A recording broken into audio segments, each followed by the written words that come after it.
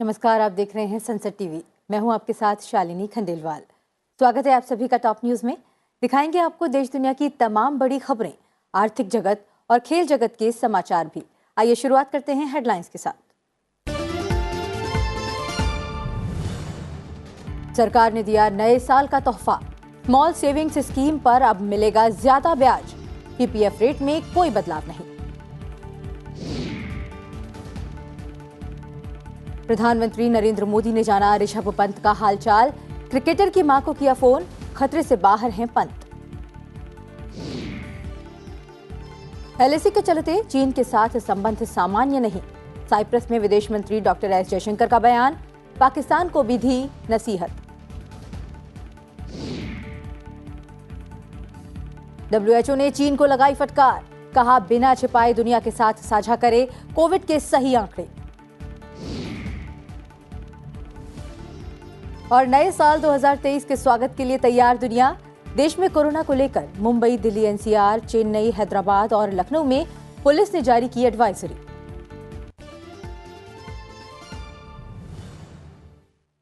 Top news में अब खबरें विस्तार से।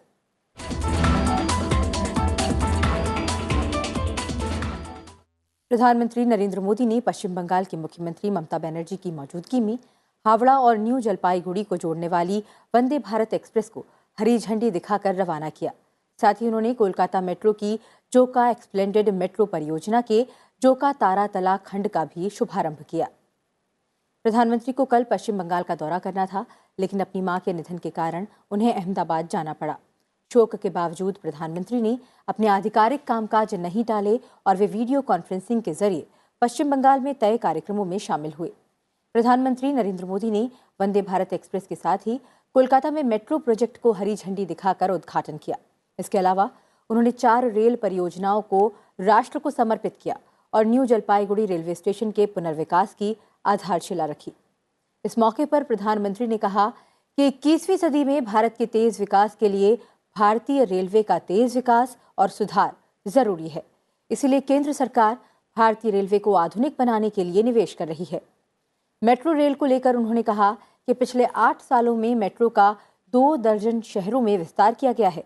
आज देश के अलग अलग शहरों में लगभग 800 किलोमीटर ट्रैक पर मेट्रो चल रही है और 1000 किलोमीटर नए मेट्रो रूट पर काम चल रहा है। बता दें कि वंदे भारत एक्सप्रेस हावड़ा और न्यू जलपाईगुड़ी को जोड़ेगी।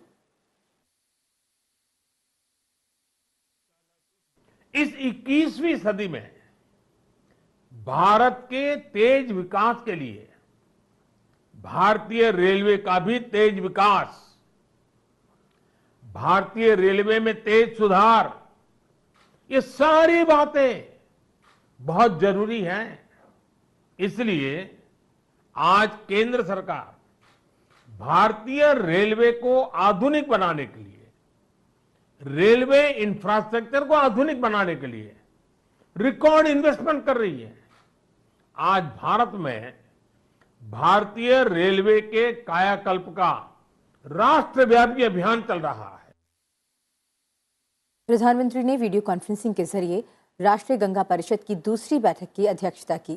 बैठक में पश्चिम बंगाल की मुख्यमंत्री ममता बनर्जी, उत्तर प्रदेश के मुख्यमंत्री योगी आदित्यनाथ और बिहार के उप मुख्यमंत्री तेजस्वी यादव ने हिस्सा लिया।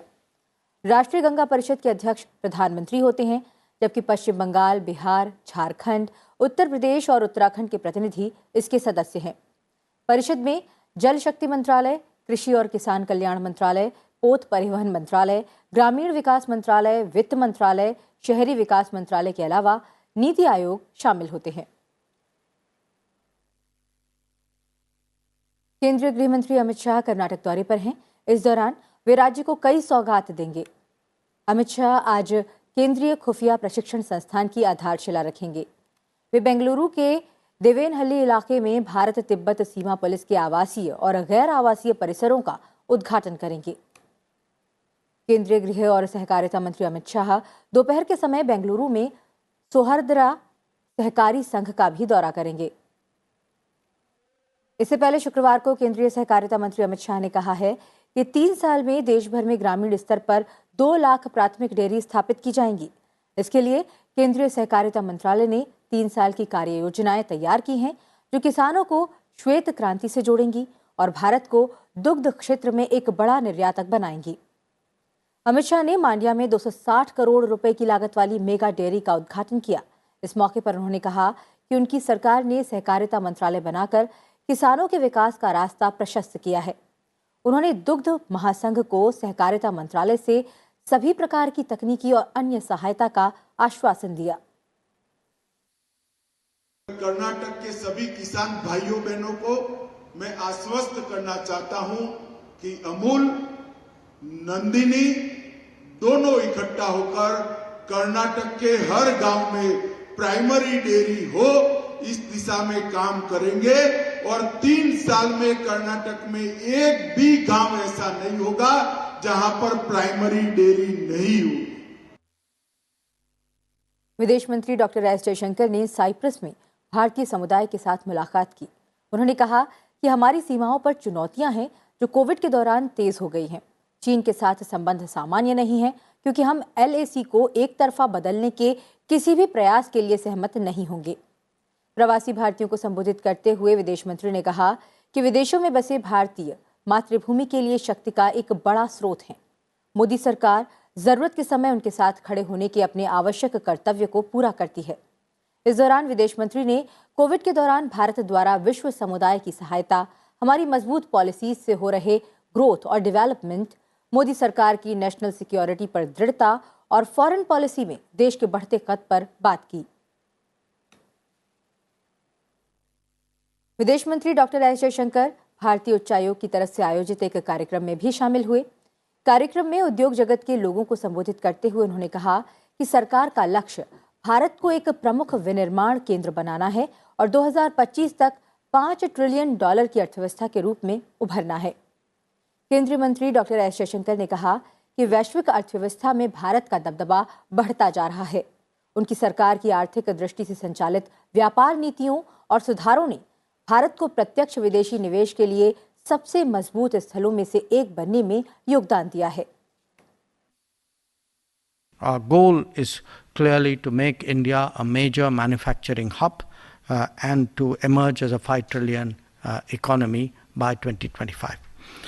I would particularly like to draw your attention to the successes we've had in an initiative called the Production Linked Incentive Program, which has a certain set of domains where we have pushed for investments in those domains through incentives with the idea of increasing production based in India. रक्षा मंत्री राजनाथ सिंह ने कहा है कि भारत अपने पड़ोसियों के साथ मैत्रीपूर्ण संबंध चाहता है, लेकिन ये राष्ट्रीय सुरक्षा की कीमत पर नहीं किया जाएगा। तिरुवनंतपुरम में शिवगिरी मठ की 90वीं वार्षिक तीर्थ यात्रा के दौरान राजनाथ सिंह ने पूर्व प्रधानमंत्री अटल बिहारी वाजपेयी की उस टिप्पणी को याद किया जिसमें उन्होंने कहा था कि हम दोस्त बदल सकते हैं लेकिन पड़ोसी नहीं। रक्षा मंत्री ने कहा कि हमें अपने पड़ोसियों के साथ अच्छे और मैत्रीपूर्ण संबंधों की आवश्यकता है, लेकिन हम अपनी राष्ट्रीय सुरक्षा की कीमत पर किसी के साथ अच्छे संबंध नहीं चाहते हैं। उपराष्ट्रपति और भारतीय लोक प्रशासन संस्थान यानी IIPA के अध्यक्ष जगदीप धनखड़ ने संस्थान की कार्य योजना की समीक्षा की। उन्होंने सरकारी अधिकारियों के क्षमता निर्माण में संस्थान के प्रयासों के साथ ही क्षमता निर्माण के क्षेत्र में उत्कृष्ट कार्यों के लिए भी IIPA की सराहना की। उन्होंने IIPA को आम आदमी के लिए प्रासंगिक बनाने का आह्वान किया।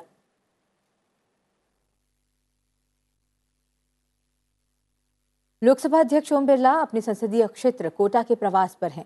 इस दौरान उन्होंने स्ट्रीट वेंडर्स और लघु उद्यमियों से संवाद किया। लोकसभा अध्यक्ष स्ट्रीट वेंडर्स और लघु उद्यमियों को PM स्वनिधि और मुद्रा योजना के बारे में जानकारी दी। उन्होंने कहा कि तमाम कठिनाइयों के बावजूद इन श्रमवीरों में आत्मनिर्भर बनने का जज्बा प्रभावित करता है। योजना से ऋण लेकर वे स्वयं स्वावलंबी बनेंगे और दूसरों को भी रोजगार देंगे। दिल्ली में 15 दिन में पहली बार शुक्रवार को न्यूनतम तापमान 2.5 अंक तक पहुंच गया, लेकिन ये राहत जल्द ही खत्म होने का अनुमान जताया गया है। IMD के अनुसार हिमालय से चलने वाली बर्फीली हवाएं उत्तर पश्चिमी भारत के मैदानी इलाकों में न्यूनतम तापमान में 3 से 5 डिग्री सेल्सियस की कमी लाएंगी। पश्चिमी विक्षोभ के कमजोर पड़ने के साथ ही आज नए साल की पूर्व संध्या पर दिल्ली के कुछ हिस्सों में शीतलहर और तेज ठंड की स्थिति बन सकती है। साथ ही जनवरी की शुरुआत में ठंड और तेज हो जाएगी। 1 से 4 जनवरी तक दिल्ली के कुछ हिस्सों में घना कोहरा छाने और शीतलहर चलने का अनुमान जताया गया है। वहीं कश्मीर में रात भर हल्की से मध्यम स्तर की बर्फबारी हुई, जिसके चलते लोगों को कड़ाके की ठंड से थोड़ी राहत मिली। हालांकि कम दृश्यता के कारण श्रीनगर हवाई अड्डे पर तड़के उड़ानें प्रभावित रहीं। एक और जहां कश्मीर के मैदानी इलाकों में हल्की बर्फबारी हुई है, वहीं ऊंचाई वाले इलाकों में मध्यम हिमपात हुआ।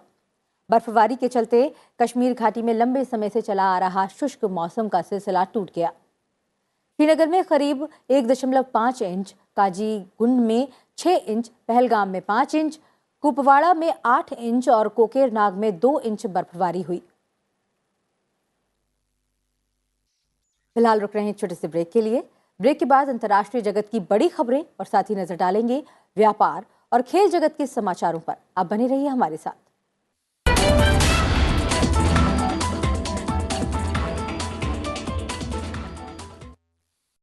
We will discuss the landmark outcomes of the United Nations Biodiversity Conference, COP15. How significant was COP15 compared to earlier COPs? We have a 10-year framework now, which is popularly called as the Post-2020 Global Biodiversity Framework. The world community recognized the importance of financing, particularly the resource mobilization. Good progress has been made by recognizing the need for the special fund that will be set up. वर्ष 2022 की उपलब्धियां और चुनौतियां क्या रही हैं? There has been immense development technologically wise as well as through infrastructure. Hospital AIIMS की संख्या थी वो पहले 2014 से पहले 7 थी और अभी 2022 तक आते आते वो 16 हो चुकी है। भारत की पहली ट्रांसजेंडर यूनिवर्सिटी खुली है कुशीनगर में। Presidency of the G20 that India got, a unique feature of this is that this is going to be pan India and it's not going to be Delhi centric. We need to cater to the mindset that leads to crimes against women in India. हमको इन farm laws को लाना पड़ेगा, private sector को farm में जगह देनी पड़ेगी ताकि जो डिस्गाइज्ड अनएम्प्लॉयमेंट है या अंडर एम्प्लॉयमेंट है वो बंद हो।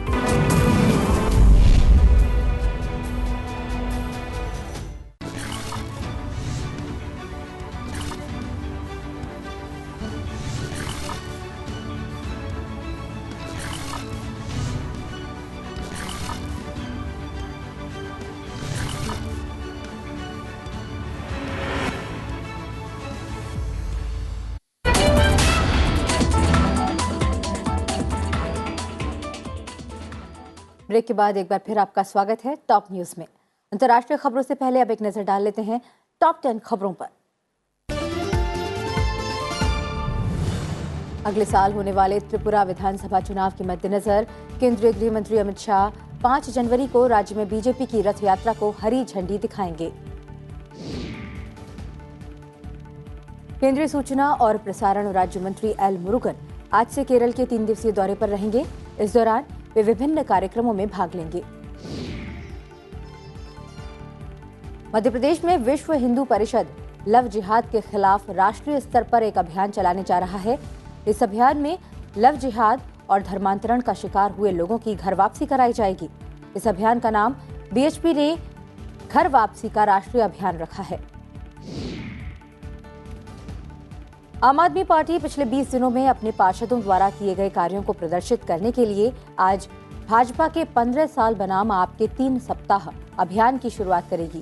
साथ ही आम आदमी पार्टी पिछले 20 दिनों में अपने पार्षदों द्वारा किए गए कार्यों पर एक रिपोर्ट कार्ड साझा करेगी। नागरिक उड्डयन मंत्रालय ने अंतर्राष्ट्रीय उड़ानों में आने वाले यात्रियों के लिए संशोधित कोविड दिशा निर्देश जारी किए हैं। 1 जनवरी 2023 से चीन, सिंगापुर, हांगकांग, कोरिया गणराज्य, थाईलैंड और जापान से अंतर्राष्ट्रीय उड़ानों में आने वाले यात्रियों के लिए आरटी-पीसीआर नेगेटिव जांच अनिवार्य होगी।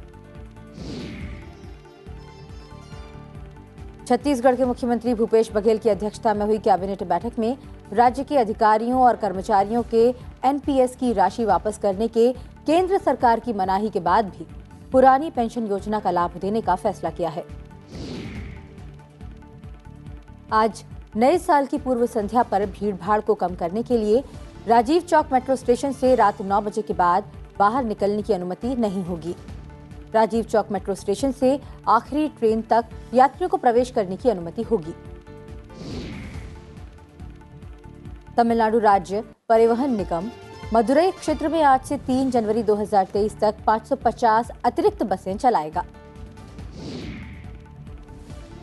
संयुक्त अरब अमीरात की फ्यूल प्राइस समिति जनवरी 2023 के लिए पेट्रोल और डीजल की कीमतों की आज घोषणा करेगी। और दिल्ली में शुक्रवार को कोविड-19 के 9 नए मामले सामने आए और संक्रमण दर 0.22% दर्ज की गई। यहां शहर के स्वास्थ्य विभाग द्वारा जारी आंकड़ों के अनुसार कोविड-19 संक्रमण से अभी किसी मरीज की मौत दर्ज नहीं की गई है।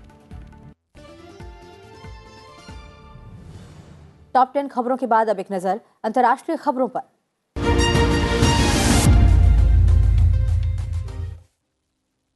प्रधानमंत्री नरेंद्र मोदी की मां हीराबा के निधन पर देश ही नहीं बल्कि दुनिया भर से प्रधानमंत्री नरेंद्र मोदी के नाम संवेदनाएं मिली हैं। इसी कड़ी में अमेरिका के राष्ट्रपति ने भी दुख जताया है।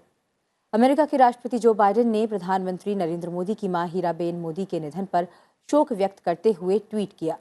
उन्होंने लिखा, जिल और मैं प्रधानमंत्री नरेंद्र मोदी और उनकी मां हीराबेन मोदी के निधन पर अपनी गहरी और हार्दिक संवेदना व्यक्त करते हैं। हम ईश्वर से प्रार्थना करते हैं कि इस मुश्किल घड़ी में आपको और आपके परिवार को हिम्मत मिले। हम आपके साथ हैं।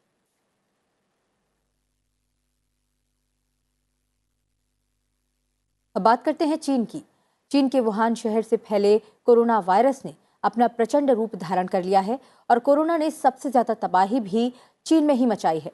इसके बावजूद चीन कोरोना के बारे में जानकारी साझा नहीं कर रहा है, जिसकी वजह से भारत समेत दुनिया भर के कई देश चिंतित हैं। इसी बीच विश्व स्वास्थ्य संगठन के महानिदेशक डॉक्टर टेड्रोस अधनॉम घेब्रेयेसस ने एक बार फिर चीन को फटकार लगाते हुए कहा कि वो पारदर्शिता के साथ देश में कोविड से जुड़ी जानकारियों को लगातार दुनिया के साथ साझा करें। टेड्रोस ने कहा कि मेरी टीम ने कोविड केस में हुई बढ़ोतरी को लेकर चीन के प्रतिनिधियों से वर्चुअली मुलाकात की। इसी के साथ WHO ने एक बार फिर चीनी अधिकारियों से कहा कि चीन कोविड से जुड़ी सटीक जानकारियों को दुनिया के साथ साझा करे। WHO ने 3 जनवरी को SARS-CoV-2 वायरस एवोल्यूशन पर तकनीकी सलाहकार समूह की बैठक में वायरस अनुक्रमण पर विस्तृत डेटा प्रस्तुत करने के लिए चीनी वैज्ञानिकों को आमंत्रित किया है। चीन में इस समय ओमिक्रॉन वेरिएंट के मौजूदा उछाल से लाखों चीनी लोग संक्रमित हो गए हैं, जिससे दुनिया भर में चिंता का माहौल है। उत्तर कोरिया ने एक बार फिर पूर्वी जल क्षेत्र में बैलिस्टिक मिसाइल दागी है। दक्षिण कोरिया के मुताबिक उत्तर कोरिया ने संदिग्ध तौर पर फिर बैलिस्टिक मिसाइल का परीक्षण किया है। इससे पहले 18 नवंबर को उत्तर कोरिया ने अंतर महाद्वीपीय बैलिस्टिक मिसाइल का परीक्षण किया था। अमेरिका और जापान ने इसे क्षेत्रीय स्थिरता को खतरा बताया है और उत्तर कोरिया के गैर कानूनी शस्त्र विकास कार्यक्रम और बैलिस्टिक मिसाइल परीक्षण को रोकने पर जोर दिया है। वहीं उत्तर कोरिया का कहना है कि वो अमेरिका और उसके सहयोगी देशों की उकसावे की कार्रवाई के जवाब में मिसाइल परीक्षण कर रहा है। कुछ विशेषज्ञों का कहना है कि उत्तर कोरिया अमेरिकी प्रतिबंधों से राहत पाने और अन्य रियायतें हासिल करने के लिए परमाणु हथियारों का परीक्षण कर रहा है। हालांकि अभी तक उत्तर कोरिया की परमाणु क्षमता की सटीक स्थिति का पता नहीं चला है। अंतर्राष्ट्रीय खबरों के बाद अब एक नजर डाल लेते हैं आर्थिक जगत की बड़ी खबरों पर बिजनेस बज के जरिए।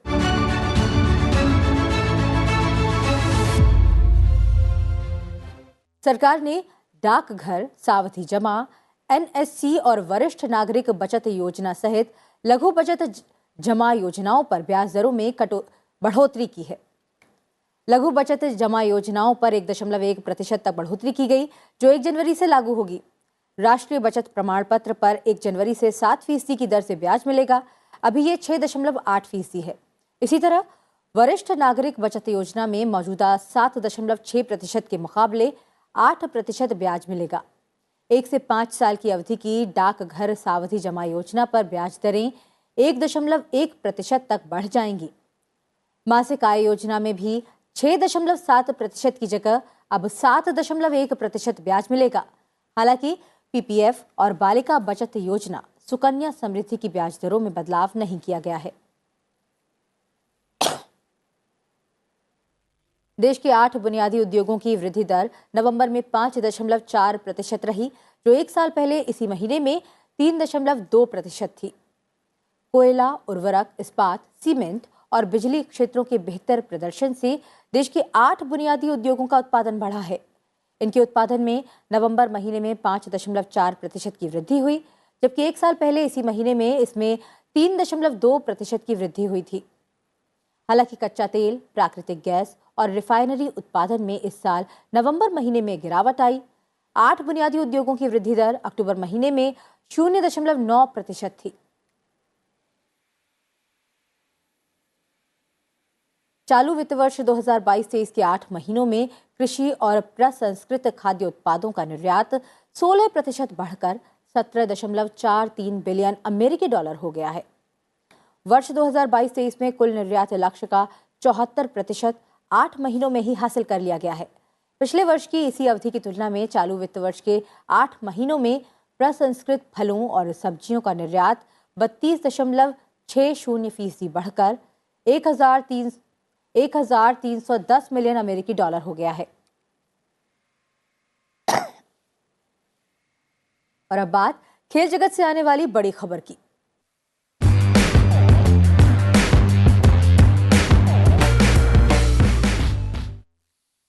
टीम इंडिया के विकेटकीपर बल्लेबाज ऋषभ पंत शुक्रवार सुबह सड़क दुर्घटना में गंभीर रूप से घायल हो गए। प्रधानमंत्री नरेंद्र मोदी ने क्रिकेटर ऋषभ पंत की मां से बात की। फोन पर बातचीत के दौरान प्रधानमंत्री ने पंत के स्वास्थ्य के बारे में जानकारी ली। इससे पहले प्रधानमंत्री ने भारतीय बल्लेबाज के अच्छे स्वास्थ्य और शीघ्र स्वस्थ होने की प्रार्थना की और ट्वीट किया, स्टार क्रिकेटर ऋषभ पंत की दुर्घटना से व्यथित हूं। मैं उनके अच्छे स्वास्थ्य और कल्याण के लिए प्रार्थना करता हूं। ऋषभ पंत दिल्ली से रुड़की लौटते समय दुर्घटना का शिकार हो गए थे। उनकी कार रुड़की के नारसन बॉर्डर पर हम्मादपुर झाल के पास डिवाइडर से टकरा गई, जिसके बाद गाड़ी में आग लग गई। फिलहाल वो देहरादून के एक हॉस्पिटल में भर्ती हैं और उनका इलाज जारी है। दुनिया के महान फुटबॉलर पेले ने 82 वर्ष की उम्र में दुनिया को अलविदा कह दिया है। पिछले कुछ समय से हॉस्पिटल में जिंदगी की जंग लड़ रहे पेले ने कल आखिरी सांस ली। पेले के निधन के बाद दुनिया भर से उनके प्रशंसकों ने शोक संवेदनाएं व्यक्त की हैं। पेले की बेटी केली नैसिमेंटो ने इंस्टाग्राम पर उनके निधन की जानकारी दी थी। आपको बता दें कि पेले का 2021 में ट्यूमर निकाला गया था और तब से वो कीमोथेरेपी ले रहे थे। खेल जगत के पहले वैश्विक सुपरस्टार में से एक पेले की लोकप्रियता भौगोलिक सीमाओं में नहीं बंधी थी। प्रधानमंत्री नरेंद्र मोदी ने पेले के निधन पर दुख व्यक्त किया। उन्होंने अपने ट्विटर संदेश में लिखा कि पेले के निधन से खेल की दुनिया में एक अपूर्णीय शून्य पैदा हो गया है। उनका उत्कृष्ट खेल प्रदर्शन और सफलता आने वाली पीढ़ियों को प्रेरित करती रहेगी। उनके परिवार और प्रशंसकों के प्रति संवेदनाएं। आज साल 2022 का आखिरी दिन है। ऐसे में देश नए साल 2023 का जश्न मनाने के लिए तैयार है। वीकेंड पर लोगों का घरों से बाहर निकलना शुरू हो गया है। हिल स्टेशन से लेकर मंदिरों तक में भीड़ उमड़ेगी। ऐसे में पुलिस से लेकर प्रशासन तक तैयारियों में जुटा हुआ है। दिल्ली पुलिस ने एडवाइजरी जारी की है। दिल्ली ट्रैफिक पुलिस ने नए साल की पूर्व संध्या पर यातायात की सुचारू व्यवस्था का प्लान बनाया है। वहीं प्रशासन ने एडवाइजरी भी जारी की है। एडवाइजरी के तहत लोगों से कोविड अनुकूल नियमों के पालन करने की अपील की गई है। साथ ही मास्क पहनने और सामाजिक दूरी का ध्यान रखने की सलाह भी दी गई है। इसी बीच नए साल के जश्न के लिए सैलानी भी पूरी तरह से तैयार हैं। एक तरफ पहाड़ों पर पर्यटकों की भीड़ है, तो वहीं जगह जगह सुंदर रोशनी से स्थानों को सजाया गया है। वहीं नए साल के जश्न को लेकर भारी संख्या में पर्यटक गोवा भी पहुंचे हैं। गोवा में नए साल के स्वागत की विशेष तैयारियां की गई हैं। इसी बीच पुलिस प्रशासन भी मुस्तैद है। पर्यटकों की सुरक्षा के लिए भी पर्याप्त व्यवस्था की गई है। बुलेटिन में फिलहाल इतना ही। जाते जाते आपको छोड़ जाते हैं आज के दिन यानी 31 दिसंबर से जुड़े इतिहास के साथ। आप देखते रहिए सनसेट टीवी। मुझे दीजिए इजाजत। नमस्कार। 31 दिसंबर साल 1600 को ब्रिटिश ईस्ट इंडिया कंपनी की स्थापना हुई। ब्रिटेन की महारानी एलिजाबेथ प्रथम के शाही फरमान से इसे पंजीकृत किया गया। दक्षिण पूर्वी एशिया और खास तौर पर भारत के साथ व्यापार करने के लिए कंपनी की स्थापना हुई। शुरुआत में इसे मसाले के व्यापार के लिए गठित किया गया। उस समय स्पेन और पुर्तगाल का इस व्यापार में एकाधिकार था। कुछ समय बाद कंपनी ने मसाले के अलावा कपास, रेशम, चाय, नील और अफीम के व्यापार का काम भी शुरू किया। समय के साथ ही इसने राजनीतिक गतिविधियों में भी हस्तक्षेप करना शुरू किया। कंपनी ने लंबे समय तक ब्रिटिश सरकार के एजेंट के तौर पर भारत में काम किया। साल 1857 में भारतीय सेना के विद्रोह के बाद कंपनी को भंग कर दिया गया और अंग्रेजी हुकूमत ने भारत के संचालन का काम सीधा अपने हाथों में ले लिया। 31 दिसंबर साल 1999 को संयुक्त राज्य अमेरिका ने आधिकारिक तौर पर पनामा नहर का नियंत्रण पनामा देश को सौंप दिया। दरअसल साल 1977 में हुए एक संधि के मुताबिक यह तय हुआ था कि साल 1999 में नहर को आज ही के दिन पनामा वासियों को सौंप दिया जाएगा। इस संधि पर अमेरिकी राष्ट्रपति जिमी कार्टर और पनामा के शासक ओमार ने हस्ताक्षर किए थे। पनामा नहर मानव निर्मित जलमार्ग है। यह नहर प्रशांत महासागर को कैरिबियाई सागर के माध्यम से अटलांटिक महासागर से जोड़ती है। इस विशालकाय नहर का निर्माण 1904 में शुरू हुआ था, जो 1914 में पूरा हुआ। तकरीबन 82 किलोमीटर लंबी यह नहर वर्तमान में अंतर्राष्ट्रीय व्यापार के प्रमुख जलमार्गों में से एक है।